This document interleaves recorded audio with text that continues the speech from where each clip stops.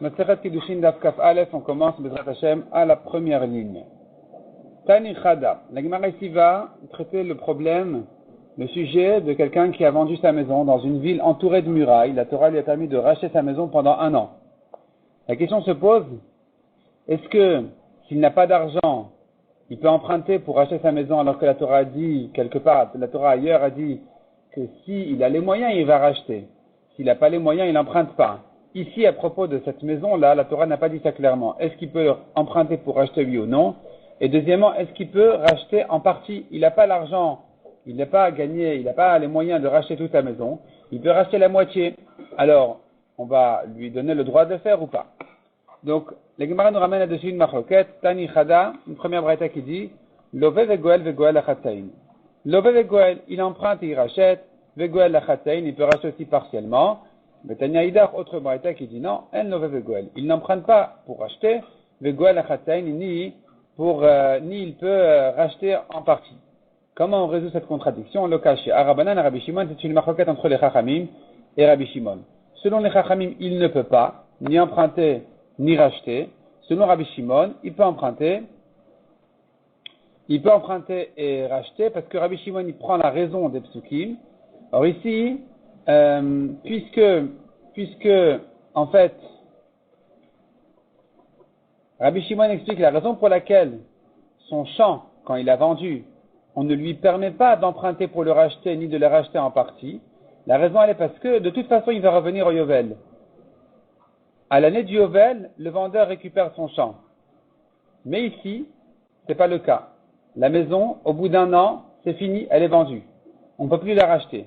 Donc, puisque toute la raison de la Torah d'interdire, de ne pas lui donner le droit de racheter en empruntant ou en rachetant en partie, elle est parce que dans le champ, de toute façon, ça va revenir à lui. Mais ici, que c'est pas le cas, alors il a le droit. Il peut racheter en partie et il peut emprunter pour racheter. Siman Charash Rabash Zman. Amar le Rabacha bere de Rabba le Rabashi. Ça, c'est le siman de Charash. Le Chet, c'est Rabacha. Le Rej, c'est bere de Rabba, donc Rabba. Et le Shin, c'est Rabashi. Donc Rabacha a dit à Rabashi, Ika le Mifrach. On pourrait objecter ce que la Gemara avait dit dans son raisonnement dans le daf précédent. La Gemara avait dit là-bas qu'on pourrait prouver de la vente d'une maison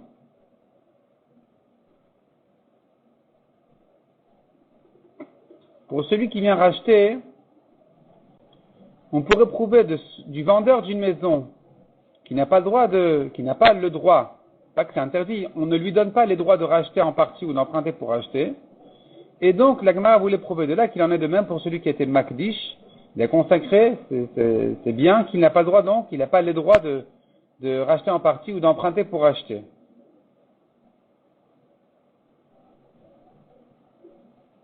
Comme ça, la Gemara voulait comparer et prouver donc de celui qui a vendu sa maison. La Gemara dit, mais c'est pas la preuve. C'est pas la preuve du tout. Ikalemi frère, on pourrait objecter en disant, Malé mocher bay de batari choma. Qu'est-ce que tu me ramènes du vendeur de sa maison dans une ville entourée de murailles? Chez Kanoura kochol igal olam. Celui-ci est limité à 1 an. Il ne peut pas racheter au bout d'1 an. Après 1 an, il ne peut plus racheter. Donc tu vois que Hura Kocho, on lui a raffaibli ses forces, on ne lui a pas permis de racheter toujours.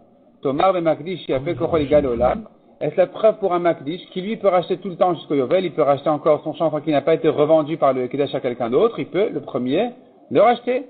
Donc lui, il est plus fort qu'un vendeur de maison. Peut-être que lui, on lui permettrait aussi d'emprunter pour racheter ou de racheter en partie. Amar le Ravacha Sava le Rabashi. Ça c'est le siman de Chavash.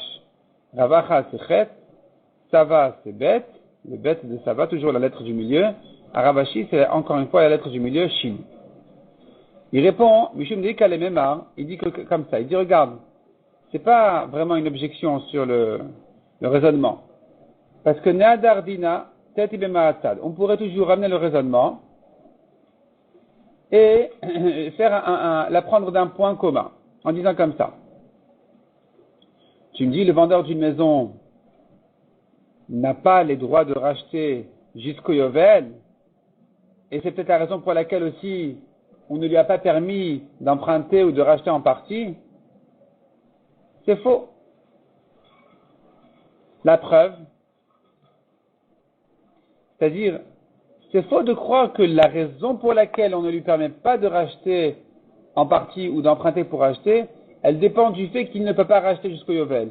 Je vais te prouver de quelqu'un qui peut lui racheter jusqu'au Yovel, et malgré tout, il n'emprunte pas. Il n'emprunte pas pour acheter, ni il rachète en partie. Donc pareil pour le Makdish, malgré qu'il peut racheter jusqu'au Yovel, on ne lui permettra pas non plus d'emprunter ou de racheter en partie. Et quelle est la preuve? Mocher Zdachuza Yochiach. Je vais te prouver du vendeur d'un champ. Celui qui a vendu son champ, il peut le racheter jusqu'au Yovel. Et il n'emprunte pas pour acheter, ni rachète en partie. Donc pareil, pour le Makdish qui malgré qu'il peut racheter jusqu'au Yovel, il ne pourra pas non plus emprunter ou racheter en partie. Ah, tu me diras, on n'a pas de preuve de celui qui a vendu son champ. Chez Kanura Kocholigal Miyad, celui-là n'a pas la force, n'a pas les droits de racheter tout de suite. Il ne peut racheter son champ que 2 ans après la vente, comme ça dit la Torah. Il a vendu son champ, il ne peut le racheter que 2 ans après la vente. Pendant les 2 premières années, ça reste chez l'acheteur. Donc, puisque lui n'a pas les droits de racheter dans les 2 ans, alors peut-être que c'est pour ça aussi qu'on l'a embêté ici aussi. On lui dit, bon, bah, de toute façon, celui-là, on voit qu'il n'a pas trop de droits de rachat, et donc il peut pas non plus emprunter ou racheter en partie. Par contre, le Makdish qui peut racheter tout de suite, peut-être que lui, il pourrait lui aussi racheter en partie ou emprunter. Mocher bay de bater rechoma yochiach. Je te prouverai que non. C'est pas ça la raison qui l'empêche d'emprunter ou de racheter en partie. La preuve, c'est que celui qui a vendu sa maison, qui lui, il peut la racheter tout de suite. Et malgré tout, il n'emprunte pas, il rachète en partie. Donc pareil pour le Makdish, qui lui peut racheter au début.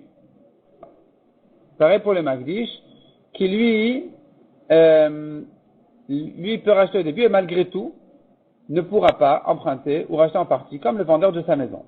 Et donc le raisonnement se répète parce que tu me diras, mais le vendeur de 1 an, il ne peut pas racheter après 1 an.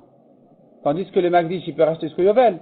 Je te dirais, le vendeur du champ, il va te prouver, celui-là, il peut racheter après 2 ans, et quand même, il ne peut pas emprunter. Donc finalement, le Makdish, on va le comparer au vendeur de sa maison et au vendeur du champ, qui entre les deux, on a appris que même si je peux racheter tout de suite ou que je peux racheter jusqu'au Yovel, tout de suite comme la maison ou jusqu'au Yovel comme le champ, malgré tout, il n'emprunte pas ni rachète en partie. Donc le réalisé qui est réalisé, ils ne se ressemblent pas. Il y a la particularité de l'un n'est pas comme celle de l'autre. Le point commun entre eux, chez Nigaline qui se rachète, et on ne lui permet pas d'emprunter pour acheter ni de racheter en partie. Afani avi Makdish, de la même manière je dirais pour le Makdish qui a été Makdish son champ, chez Nigal qui peut en général se racheter, mais lui non plus, ne pourra pas emprunter pour acheter, ni racheter en partie. Amar et Marzutra Berederav, Mari les Ravina. Ça c'est le siman de Zman. Donc Zain c'est Marzutra, Berederav Mari c'est le même, et Ravina c'est le Nun. C'est le siman, le 3e mot du siman en haut dans la parenthèse, Zman. Ikalemi Frach, il dit, tu sais quoi, je pourrais t'objecter toute la preuve de la maison et du champ pour le Makdish. C'est pas la preuve. Malatada Sheben, le point commun d'entre eux, qu'est-ce qu'il a? Chez Kanura, Kocham Nigal, Beshanashnia, ils peuvent pas racheter la 2e année. Le vendeur d'une maison ne peut racheter que la première. Le vendeur du champ ne peut racheter qu'à partir de la 3e. Ni l'un ni l'autre ne peut racheter la 2e. Peut-être que c'est ça ce qui fait qu'ils ne peuvent pas racheter en empruntant ou en partie. Tomar ve Makdish a fait Kochol Igal Beshanashnia. Tu diras pour le Makdish qui lui, il est plus fort que lui, il peut racheter la 2e année. Alors de même qu'il est plus fort pour la 2e année, peut-être qu'il est plus fort aussi à emprunter ou à racheter en partie. Tu n'as pas de preuve de. Amal et Ravina, il a répondu Ravina. Mishum deika le memar, evedivren imkar le goy, loved kochavim yochiach. Tu sais d'où je vais te prouver?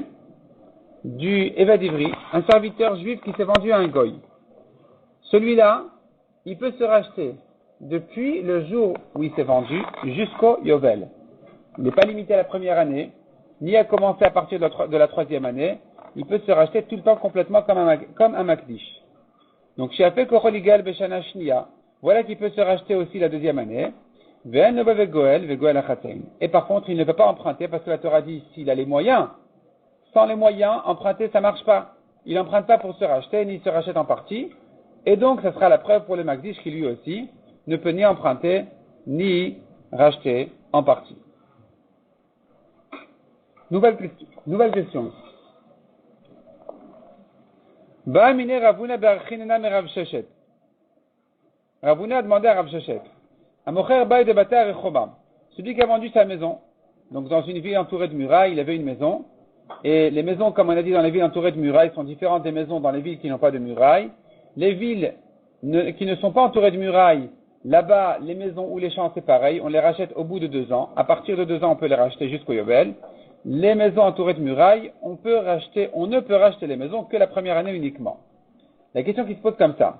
Est-ce que les proches de famille du vendeur, peuvent racheter la maison? Ils vont chez l'acheteur, ils lui disent voilà, moi je suis le cousin du vendeur, rends-moi la maison, je te la paye. Et l'acheteur il dit désolé, acheter c'est acheter, fini c'est fini. L'autre lui dit non, moi je suis son proche de famille, je peux racheter pendant 1 an. Il a raison ou il n'a pas raison? Nigal et Krovim ou Nigal et Krovim, ça s'achète par les proches ou pas? La Gemara explique sa question. Geulato misdeh achuz hagamar. Est-ce qu'on fait une Gzera Shava, on apprend le mot Geulato qui apparaît ici pour la maison et là-bas pour le champ. Et donc on dira Masdeh achuza ena nigalet lachatzain venigalet le Krovim. De même que le champ qui ne se rachète pas en partie, il peut quand même se racheter par les proches. Afhaï nami. Ici aussi la maison. En nigal lachatzain venigalet le Krovim. Malgré qu'elle ne se rachète pas en partie, elle peut se racheter par les proches. S'il a un cousin riche, un oncle en Amérique, il va lui payer toute la maison. Et il la prend. Odilma ou non, ou bien non, peut-être que. Kiktiva geula bechatzain ou dirtiv. La Gzera Shava de geulato, elle nous sert uniquement pour apprendre à ne pas racheter en partie. De même que le champ ne se rachète pas en partie, comme on apprend des psukim, de même, la maison non plus ne se rachète pas en partie. Mais Bekrovim l'octive, mais pour permettre de racheter par les proches, ça on ne fait pas la Gzera Shava. Amarle et non égal. Il a répondu non, on ne fait pas la Gzera Shava, on ne rachète pas la maison par les proches. C'est que le vendeur lui-même, que si il a les moyens de racheter, alors il peut revenir chez son acheteur dans l'année en lui disant écoute voilà c'est bon, rends-moi la maison. Rends-moi la maison, et l'autre il ne sait pas quoi faire, il est obligé de déménager, de vider sa maison pour la rendre à son vendeur, et bien c'est comme ça. Mais pas ses proches. Et tu veux la Gemara objecte. Bakol Geulat Itnu. Bakol Geulat Itnu, c'est en fait c'est le passage qui dit Bechol Eret Achuzatrem Geulat Itnu Laaret. La Gemara ici n'a repris que les mots essentiels du passage qui nous concernent. Bakol Geulat Itnu. Bechol Eret Achuzatrem, dans toutes les terres de votre héritage, Geula Itnu Baaret. Vous permettrez un rachat dans la terre. Donc, qu'est-ce que ça veut dire dans tout? Bakol, Geulat Itnu. Laissez, permettez, donnez les moyens de racheter Bakol dans tout. Ça vient de dire quoi ce mot Bakol? Qu'est-ce qu'il vient inclure? Les rabot, batim, vevadivri. Les maisons et le serviteur juif. Maïlav, Batar Choma. N'est-ce pas qu'il s'agit des maisons de villes entourées de murailles qui peuvent être rachetées, donc par les proches aussi, comme des champs? Non, Bater Chatzerim. Il s'agit de maisons dans les villes qui ne sont pas entourées de murailles. Demande à Gemara, mais Bater Chatzerim Bediaktiveu. La Torah le dit clairement à propos de ces maisons-là. C'est comme un champ. Donc je comprends par là que ça s'achète par les proches. Répond la Gemara, Haou lekov ochova, valiba de Rabbi Eliezer. Ce pastouk là qui dit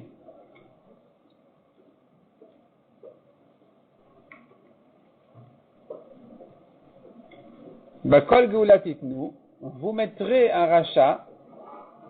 Il vient nous dire, je sais déjà de la comparaison du pastouk entre les maisons et les champs dans les villes qui ne sont pas entourées de murailles, qu'on peut racheter par les proches aussi, mais je ne savais pas que c'était obligatoire. La Torah vient nous dire que c'est obligatoire selon comme Rabbi Eliezer. Détania, Vega'al et Imkar Achiv. La Torah a dit, il rachètera la vente de son frère. Reshut, c'est pas obligatoire, il a le droit.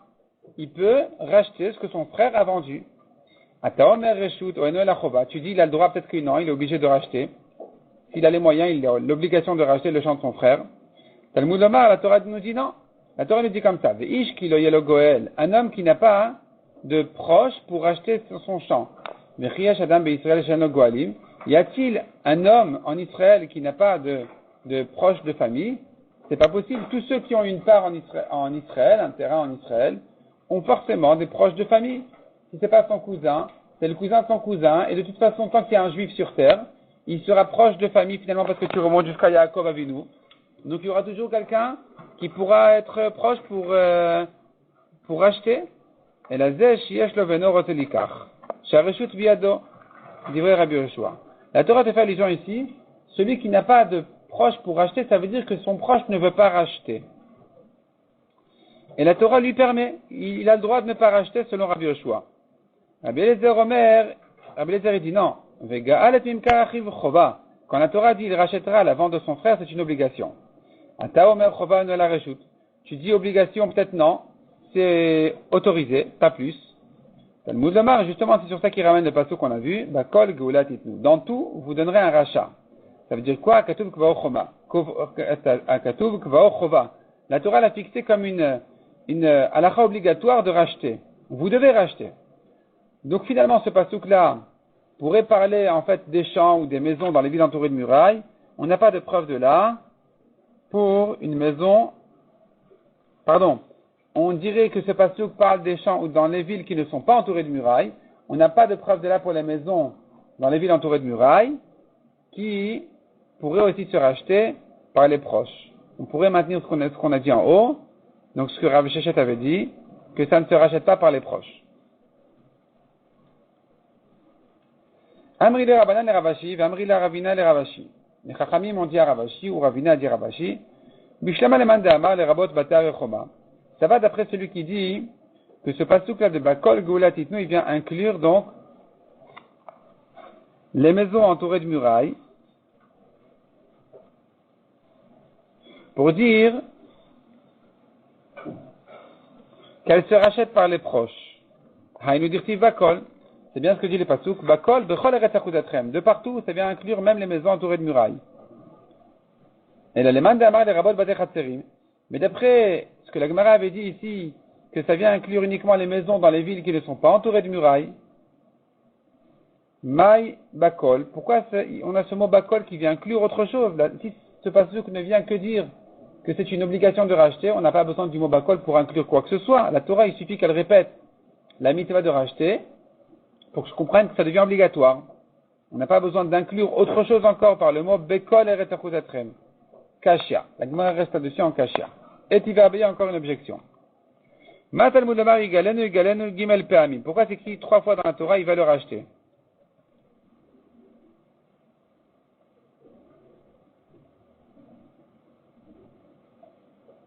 Les rabot kol hageulot shenigalot kasederazé. Ça vient inclure que tous les rachats se rachètent comme celui-ci. La Gemara comprend par les proches. Maïlav Bateare Choma Veved Ivri. N'est-ce pas que ça fait allusion aux maisons dans les villes de murailles, dans les villes fortifiées, celui qui a une maison, il peut la racheter par ses proches. Ses proches peuvent la racheter. Et un Eved Ivri aussi peut être racheté par les proches, même quand il était vendu à un juif. Et donc c'est une objection pour Rav Shechet qui a dit que non, on ne rachète pas par les proches. Répond la Gemara, non, c'est pas ce là qui inclut donc tous les rachats comme celui-ci. Ça ne vient pas inclure les maisons ou les Eved Ivri, ça vient inclure Batei Chatzerim, les maisons des villes qui ne sont pas entourées de murailles, ou Sder Achouza, ou bien les champs. Que cela, il se rachète donc par les proches. La Gemara dit, mais Batei Chatzerim ou Sder Achouza, Bede active, c'est écrit clairement dans les psukim sur ça. Al Sder et Chashev, que les maisons dans ces villes-là, elles sont comme les champs. Donc pourquoi j'ai besoin d'un pasouk pour me le dire? Je sais déjà par ailleurs que ça s'achète par les proches. Répond la Gemara, qui est d'Amar Rav Nachman bar Yitzhak, les Karov Kodem. On va se servir ici de la réponse de Rav Nachman bar Yitzhak qui dit ailleurs, qui donne une réponse ailleurs, on la verra un peu plus tard. Le pasouk vient nous apprendre que plus il est proche, plus il est prioritaire.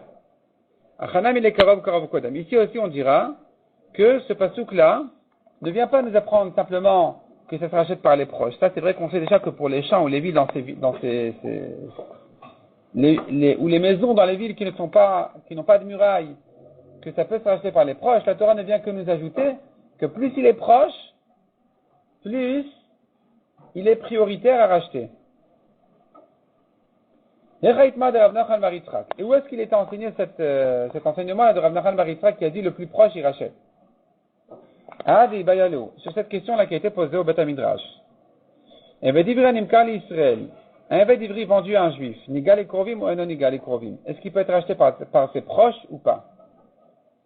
Selon Rabbi ne te pose pas la question, qui a dit clairement de Amar, Mishenon Nigal Beel Nigal Beshesh. Celui qui n'est pas racheté par ses proches se rachète, ou il sort plutôt à la fin des 6 ans, en parlant donc du Eved Ivri qui est vendu à un juif, donc il n'est pas racheté par ses proches d'après Rabbi.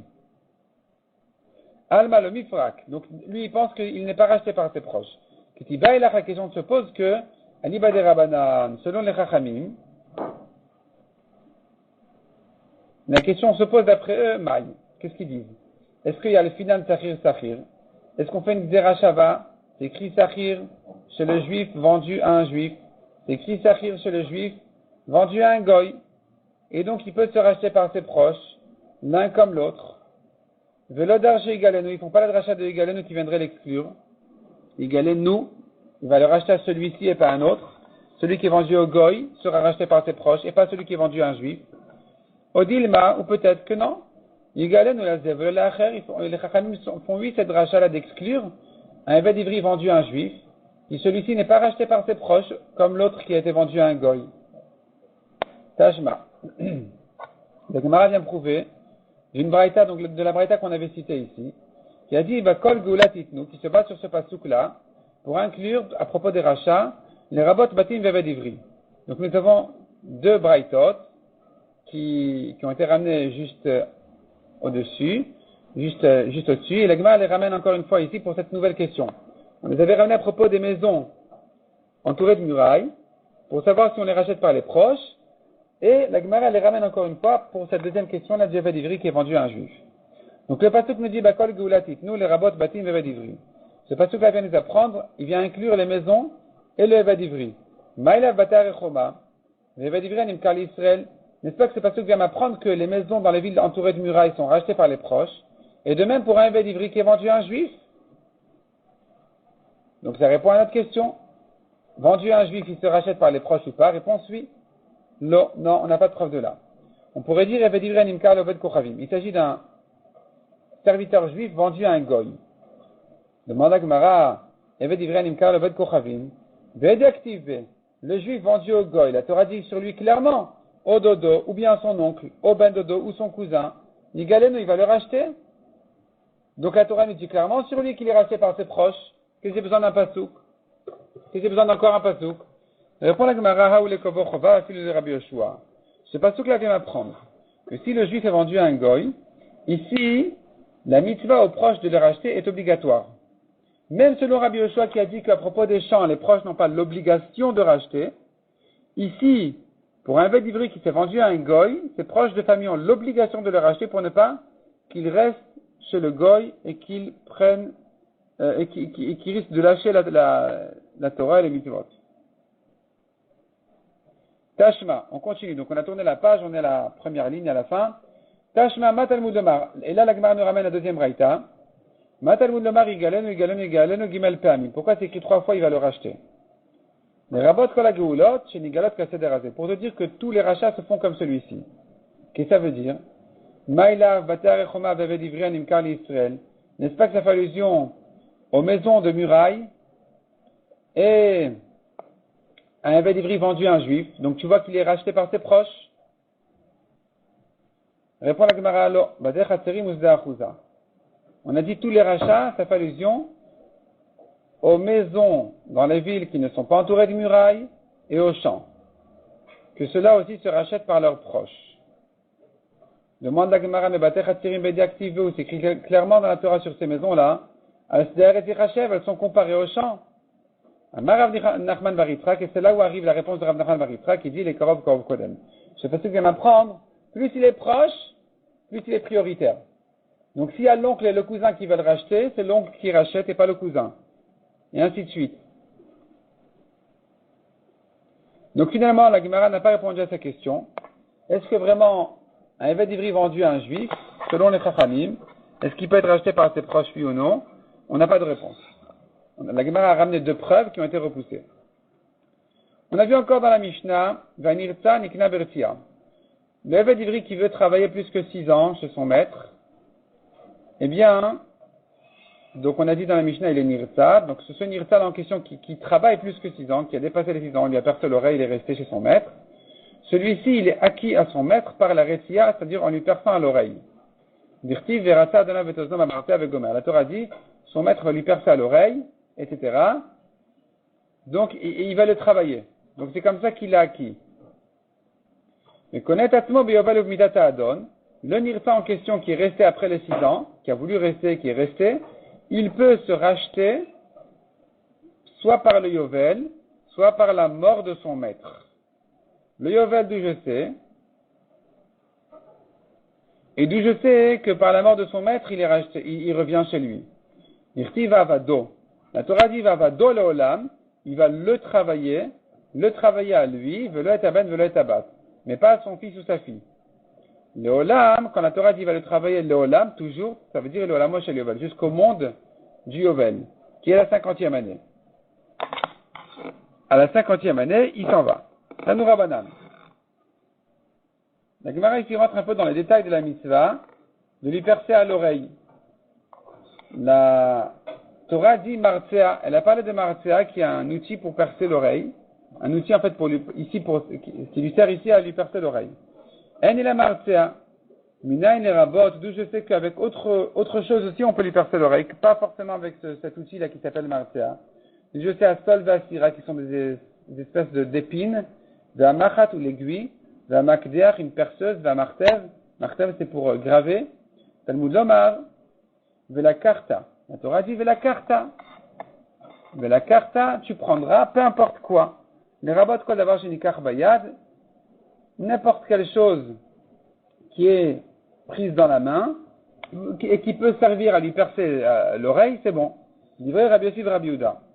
Rabbi Omer, Rabbi dit non. Ma Martzea miyuchat shel matechet, afkol shel matechet. On va comparer toute autre chose au Martzea. De même que le Martzea, il est de métal, de la même manière, n'importe quelle autre chose qui est en métal peut servir, mais pas les épines, par exemple. Davar acher. Ha-Martzea, la vie à Martzea gadol. Quand la Torah nous dit Ha-Martzea, le Martzea, ça veut dire même le grand, grossier, qui fait un trou mal fait. Et celui-ci aussi, il est bon pour cette mitzvah-là, donc de lui percer l'oreille. Amar Rabbi Elazar a dit, Yudan Beribi, Yudan, le grand de la génération, à Yadoresh, il enseignait, quand on lui perce à l'oreille, on ne perce qu'à l'aube de l'oreille. Les Chachamim disent non, pas forcément à l'aube de l'oreille, on peut percer aussi l'oreille en haut. Et la preuve, En Eved Ivri Kohen Nirtsa. On a appris qu'un Eved Ivri, s'il est Kohen, donc un Kohen qui est serviteur, et qui veut rester après les 6 ans, on ne va pas lui percer à l'oreille. Car il aura un défaut, donc il ne pourra pas revenir à travailler au Beth Amikdash. Donc on ne lui perce pas. Si tu dis que le trou on le fait au lobe de l'oreille,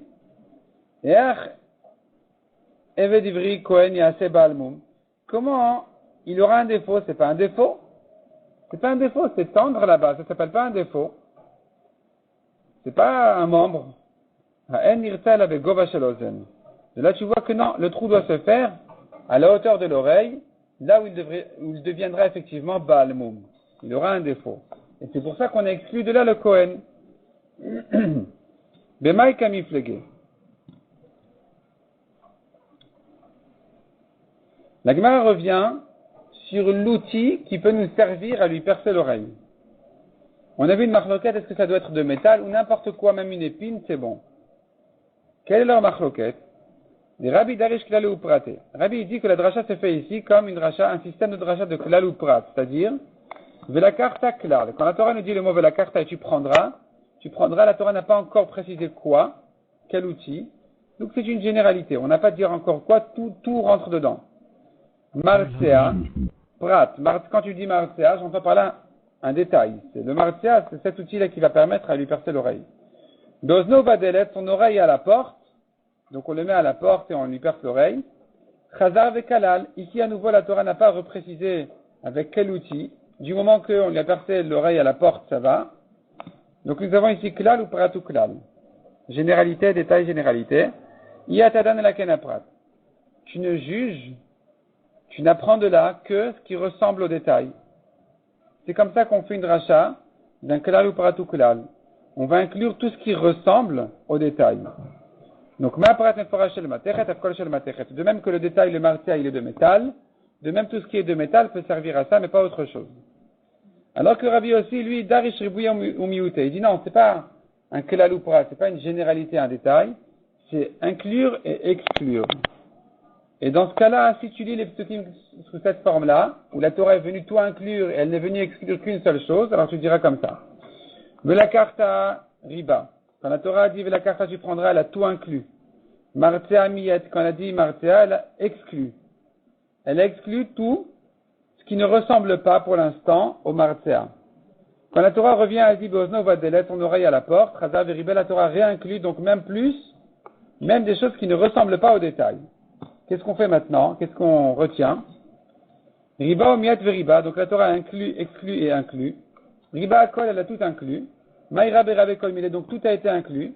Maïmiet, qu'est-ce qu'on a exclu? Miet sam. On n'exclut que sam. Une pommade ou un produit qui est posé sur l'oreille qui va lui faire un trou dans l'oreille. Et donc, puisque ça n'a pas été fait avec sa main, la main du maître qui lui est venu lui percer l'oreille, ça, c'est la seule chose qui a été exclue. Mais tout ce qui a été fait par le mouvement physique du maître est bon, peu importe avec quoi. Même avec une épine, c'est bon aussi. Donc il a qu'à tailler son crayon bien comme il faut, il vient lui perce l'oreille, ça va aussi d'après ses rachamim. Amarmar. D'après Rabbi aussi qui dit avec n'importe quoi. Amarmar. Amartzea leavi martzea agadol. Quand la Torah dit Amartzea, on a dit ça vient inclure le grand Martzea. Maïmashma, comment on se fait cette dracha-là? Quand la Torah dit, elle a parlé dans les psukim, à propos du guide anaché, la Torah a parlé là-bas de la hanche, puisque c'est écrit avec he, on apprend de là qu'il s'agit du côté droit, qui est l'essentiel, le plus important. Achinami hamartea miuchat shel ici aussi hamartea, c'est le grand martea, grand, grossier, qui fait un gros trou, ça va aussi. Amar Rabbi Elazar, Yudan Beribi Ayadoresh, Yudan, le grand de la génération, a fait une dracha, qui disait que chez Enrotin la Bemilta. On ne perce qu'à l'aube de l'oreille. Les Chachamim omrim en avadivri kohen nirtza. Mais les Chachamim disent on a bien appris que si les kohen on ne lui perce pas, parce que ça va lui faire un défaut. Donc tu vois qu'il ne s'agit pas ici de l'aube de l'oreille, il s'agit ici de la hauteur de l'oreille. Demande à Gemara viase Baalmoum. En quoi ça te gêne qu'il devienne un kohen qui a un défaut? Baalmoum, et alors? Amar Abba Rav Shila Malka la Torah dit Veshav el Mishparto. Il reviendra au Yovel à sa famille. On apprend de là la Mourzak chez Mishparto. Il reviendra à ce qui est aux habitudes de sa famille, à ce qui est saisi à sa famille. Donc le travail au Beth Amikdash aussi. Donc on ne peut pas lui faire un défaut qui va l'empêcher de revenir au Beth Amikdash au Yovel. Il va y aller où? Eved Ivri Kohen Maoushim sort le rabo Shifra Knaanit. Nouvelle question. Un Eved Ivri, s'il est Kohen, est-ce que son maître peut lui transmettre et lui marier une servante Goya pour lui faire des esclaves ou pas?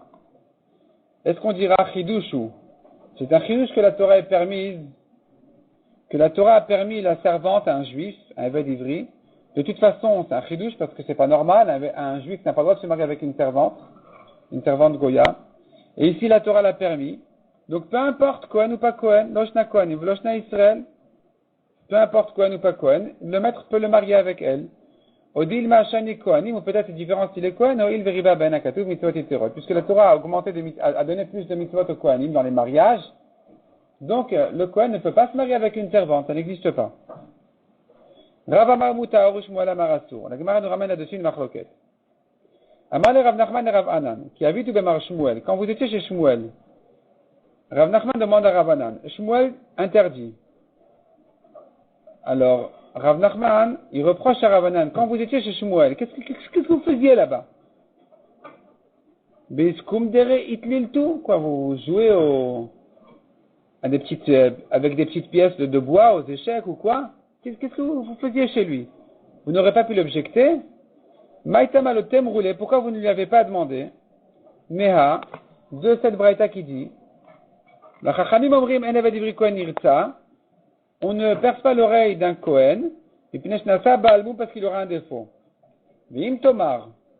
Et si tu dis, en rabo mosar le shifra knanit, son maître ne le marie pas avec cette servante, alors, qu'est-ce qu'on a besoin d'en arriver là, à ne pas lui percer l'oreille à cause du défaut? On devrait dire, de toute façon, ça n'existe pas ici qu'il veuille rester plus que 6 ans. Parce que toute la lacha du serviteur qui reste plus que 6 ans et qu'on lui perce l'oreille, elle ne concerne qu'un serviteur qui était marié avec une servante Goya, une Shifra Knaanite. D'où je sais ça? C'est pour que l'idée Beina, on aurait pu l'apprendre déjà du passage qui dit, Avdiet Adoni, Adishtivet Banai, Veleka. La Torah a dit, l'Anirta qui veut rester plus que 6 ans. En fait, au bout des 6 ans, il vient chez son maître et lui dit, tu sais quoi? J'aime mon maître, j'aime ma femme, j'aime mes enfants. Je voudrais rester ici. Qu'est-ce que ça veut dire j'aime ma femme? Si sa femme elle est juive chez lui à la maison, s'il aime sa femme, c'est pas une raison de rester chez son maître, c'est une raison de partir. Quand il dit j'aime ma femme et mes enfants, il parle de la Shifra Knaanite qu'on lui a donnée. On l'a marié avec cette Goya là, cette servante là, et il veut rester avec cette ânesse. Il veut quand même, il aime ses petits ânes, ses petites ânesses, il veut quand même les garder. Parce que il s'entend bien avec eux. Et alors, la Torah lui dit, puisqu'il veut rester, on lui perce l'oreille, il reste jusqu'au Yovel. Maintenant, si tu me dis, on ne marie pas le Kohen avec la Shifra Knaanite, alors de toute façon, il ne peut pas dire j'aime mon ânesse. Alors il n'est pas question de le laisser en lui perçant l'oreille. Si c'est comme ça, pourquoi tu as besoin d'en arriver à la dracha qui dit mais ça va lui faire un défaut, c'est un problème? Bien avant le problème du défaut, ça ne commence même pas le sujet de le laisser encore plus que 6 ans chez son maître, puisqu'il n'a pas été marié avec une Shifra Knaanite. Donc si tu me dis, si les Chachamim me disent que on ne lui perce pas l'oreille à cause du défaut, ça veut dire qu'en réalité il était marié avec une Shifra Knaanite. Son maître l'avait marié avec sa servante, et que donc maintenant le Kohen il veut rester avec elle, il dit j'aime ma femme, et le maître aurait voulu donc lui percer l'oreille pour le laisser travailler chez lui. Et là, les Rachamim disent non, c'est un problème. Il aura un défaut, c'est un problème. Donc de là, tu as une preuve que même s'il est Kohen, on lui transmet la servante. Ibaya Léou, nouvelle question. Kohen Maoubi Fat Toar. La Torah exceptionnellement, a permis, pendant la guerre, contre les Goïm, de se marier avec une Goya qui lui plaît. Il est parti en guerre, il a fait la guerre là-bas, il a vu une Goya qui lui a plu, et il veut la prendre, il veut se marier avec elle. La Torah exceptionnellement lui a permis cette Goya-là. Et la question qui se pose, s'il est Kohen, est-ce qu'il aura le droit à cette Goya-là de la captive, oui ou non? Chidouchou, c'est un chidouche que la Torah a permis à un juif, donc Loshna Kohen, Loshna Israël, peu importe Kohen ou Israël, il a droit.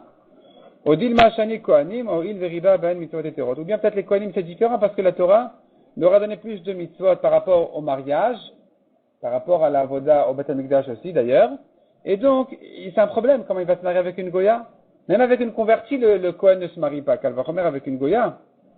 Donc peut-être qu'ici, il ne pourra pas se marier avec elle. Rav Amar Mutar, Ushmuel Amar Asur, donc c'est une machloket. Et la Gemara explique. Mais bien Rishona de Kulalma le plié des charrets.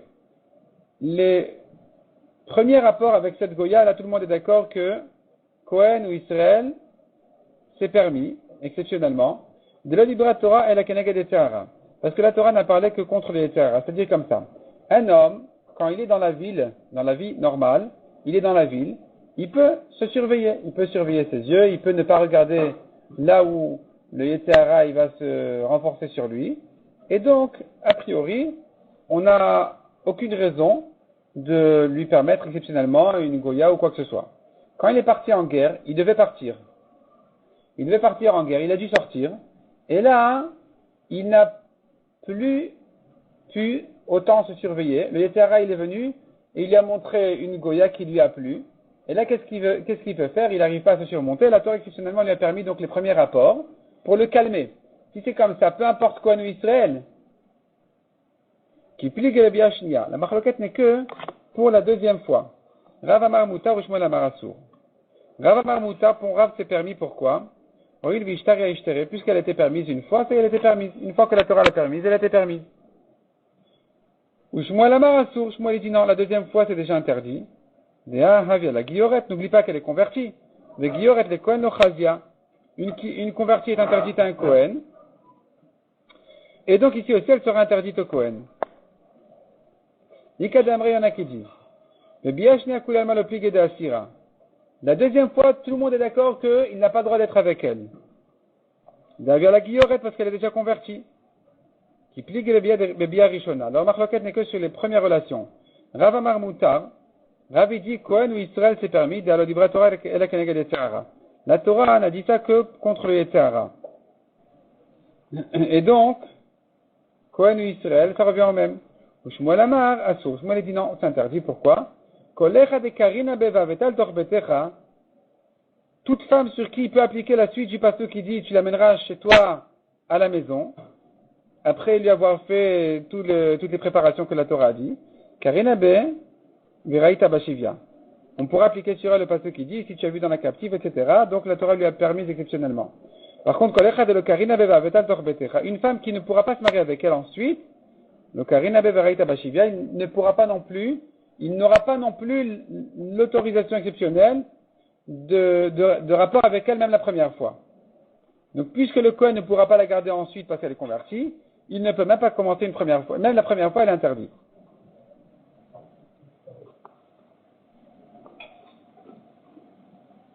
Tanoura Banan, Veraita Bashivia, donc la Gemara déjà termine ce sujet-là. Veraita Bashivia, le pasteur dit si tu verras dans la captive, Bishat Shivia, tu as vu donc au moment de la guerre, c'est là où, depuis le début, tu avais l'intention de la prendre. Elle t'a plu à ce moment-là, déjà tu voulais la prendre en tant que femme, pas comme servante, et ensuite finalement il s'est dit qu'il voulait se marier avec elle. La Torah continue et dit, Eshet Yefat Toar, Eshet. Eshet, va le Eshetish, même si c'est une Goya qui était mariée déjà. Une femme mariée. Yefat Toar, belle, le Dibra Torah, la Keneged Yetzirah. Quelle importance, belle ou pas belle? En fait, ici, la Torah, elle vient te dire, contre le Yetzirah, Mutav Shiochlu. C'est-à-dire, puisque le Yetzirah, il embête toujours en lui rappelant la beauté de cette femme-là, alors la Torah, difficilement, exceptionnellement, lui a permis de la marier. Et en se disant, Mutav Shiochlu Israël Besar Tmutot Shchutot, puisqu'il n'arrive pas à se surmonter cet homme-là, il vaut mieux qu'il mange de la viande d'une bête mourante égorgée, n'est pas d'une viande mourante qui est morte, cadavre. C'est-à-dire comme ça. Le monsieur, il voit sa vache mourir, il voit qu'elle va mourir, il se dépêche de lui faire la shrita pour qu'il puisse la manger. Donc bon, difficilement il a réussi à la sauver. C'est de la viande, disons, cachère. C'est de la viande cachère. Et donc la Torah, qu'est-ce qu'elle a dit? Autant cette Goya-là, autant au lieu de la laisser mourir et qu'elle sera complètement interdite, on va difficilement la permettre en lui faisant genre la shrita avant de mourir. Ici aussi, la Torah va dire, bon, tu la prépares et tu la maries, parce que tu n'arrives pas à te surmonter, donc il vaut mieux ça que rien. Plutôt que qu'elle soit mourante et qu'elle soit déjà morte sans shrita du tout. Vechashakta. La Torah dit tu as eu envie d'elle, afalpi shenanaa, même si elle n'est pas belle, peu importe, ça dépend de son envie, de son yetara. Ba, elle, veloba ou chaverta, mais pas elle et une autre, une seule. Vela karta, tu la prendras. Likuchin yash lechaba. Ça s'appelle un mariage.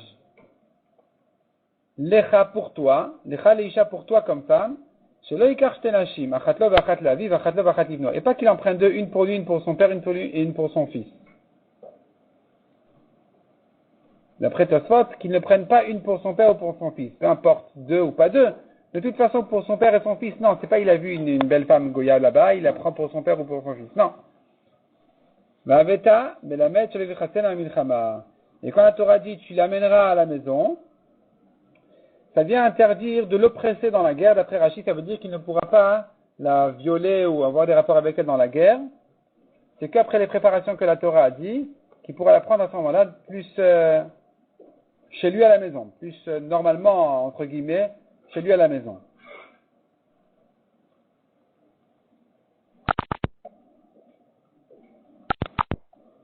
On raconte sur le grand Rav Yechezkel Avramsky qui donnait des cours, je pense en Angleterre, à des étudiants qui venaient de l'université, qui venaient une fois par semaine entendre un cours sur la paracha.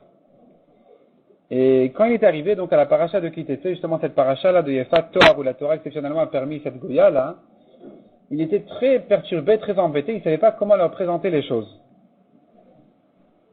Et ça voudrait dire que la Torah reconnaît la faiblesse de l'homme et lui permet donc finalement de trébucher, d'aller faire des avérotes quand il n'arrive pas à surmonter ou quoi. Et donc il avait du mal il se demandait comment leur présenter cette paracha. Et il racontait que en se demandant, en réfléchissant, Kadosh Baruch Hu lui a ouvert les yeux et il a eu une bonne idée comment leur présenter la chose. Il leur a dit comme ça, regardez. On voit dans la paracha ici que toutes les mitzvot que la Torah et toutes les interdictions de la Torah, l'homme est capable de les surmonter. La preuve, c'est que nous voyons ici dans la paracha une mitzvah exceptionnelle où la Torah a connu la nature de l'homme, a compris que l'homme ne peut pas se surmonter, et donc la Torah s'est sentie obligée d'annuler cette interdiction.